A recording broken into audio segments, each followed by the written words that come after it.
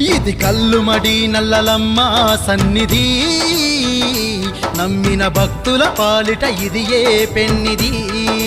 ఓ కల్లుమడి నల్లలమ్మ సన్నిధి, నమ్మిన భక్తుల పాలిట ఇది ఏ పెన్నిది. పవిత్రమైన క్షేత్రం పగడాల తల్లి నిలయం, పవిత్రమైన క్షేత్రం పగడాల తల్లి నిలయం. ధరణిలో పుణ్యధామం దర్శించిన జన్మే ధన్యం, ధరణిలో పుణ్యధామం దర్శించిన జన్మే ధన్యం.